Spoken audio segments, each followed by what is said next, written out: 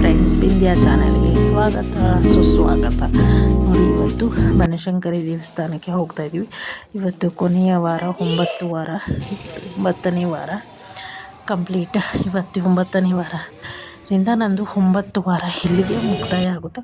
9 ವಾರ ನಿಂಬೆಹಣ್ಣು ದೀಪ ಹಚ್ತೀನಿ ಅಂತ ನನ್ನ ಕೋರಿಕೆ ತಾಯಿ ಈಡೇರಿಸಿಕೊಟ್ಟಿದ್ದಾರೆ.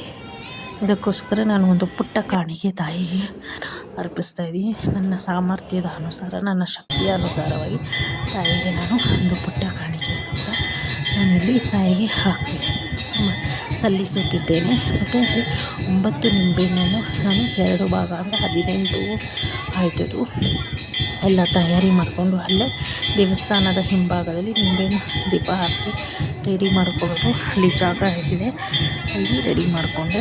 ಮತ್ತು ಎಲ್ಲದಕ್ಕೂ ವ್ಯವಸ್ಥೆ ಇದೆ. ನಮ್ಮ ಬನಶಂಕರಿ ದೇವಸ್ಥಾನದಲ್ಲಿ ನಿಂಬೆಹಣ್ಣು ದೀಪ ಹಚ್ಚೋದಕ್ಕೆ ಒಂದು ಪ್ರತ್ಯೇಕ ಸ್ಥಳ ಇದೆ. ಮತ್ತು ತಾಯಿ ಈ ಮಗು ಬಂದ ಹಾಲು ಕುಡಿಸೋಕ್ಕೂ ಪ್ರತ್ಯೇಕ ಸ್ಥಳ ಇದೆ. ಮತ್ತು ಕುಡಿಯುವ ನೀರಿನ ವ್ಯವಸ್ಥೆ ಇದೆ. ಮತ್ತು ಶೌಚಾಲಯ ಇದೆ, BMTC ಬಸ್ ಇದೆ, ಮತ್ತು ಮೆಟ್ರೋ ಇದೆ, KSRTC ಬಸ್ ಇದೆ.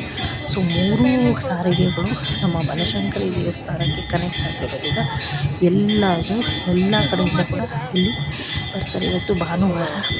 ಸೊ ನಂದು 9ನೇ ವಾರ ಇಲ್ಲಿಗೆ ನಮ್ಮ ತಾಯಿಗೆ ಮಾಡಲಿಕ್ಕೆ ಕೊಡಬೇಕು. ಕೊನೆಯ ವಾರ 9ನೇ ವಾರ ದಿವಸ ಅಂತ ನಾನು ಅಂದ್ಕೊಂಡಿದ್ದೆ.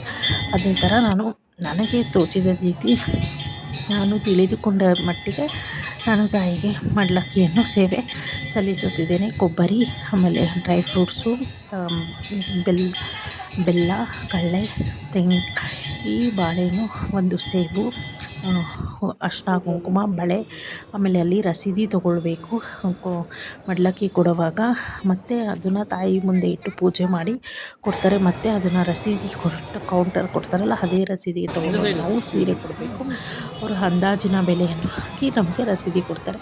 ಪೂಜೆಯನ್ನು ಬನಶಂಕರಿ ದೇವಾಲಯದಲ್ಲಿ ಪಕ್ಕದಲ್ಲಿರುವ ಶಾಕಂಬರಿ ದೇವಾಲಯದಲ್ಲಿ ಪೂಜೆ ಮಾಡಿಕೊಡ್ತಾರೆ. ಅಲ್ಲಿ ನಮಗೆ ಪೂಜೆ ಮಾಡಿ ಕೊಟ್ಟಿಲ್ಲ.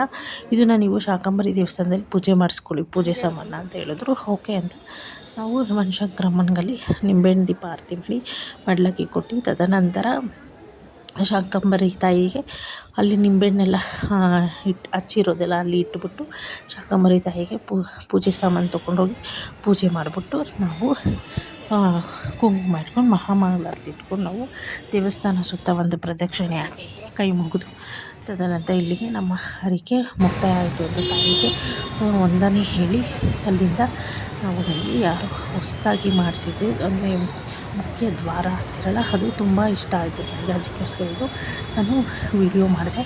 ತುಂಬ ಚೆನ್ನಾಗಿದೆ ಅನ್ನಿಸ್ತು. ಹೊಸದಾಗಿ ಮಾಡಿಸಿರೋದು ತುಂಬ ಚೆನ್ನಾಗಿ.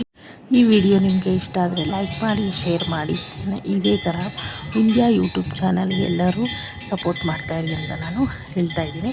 ಸೊ ನನ್ನ ಒಂದು ಹರಕೆ ಕೋರಿಕೆ 2 ಈಡೇರಿದೆ ಎಂದು ಎಲ್ಲರಿಗೂ ಒಳ್ಳೆಯದಾಗಲಿ. ತಾಯಿ ಬನಶಂಕರಿ ನಿಮಗೆ ಒಳ್ಳೆಯದು ಮಾಡಲಿ.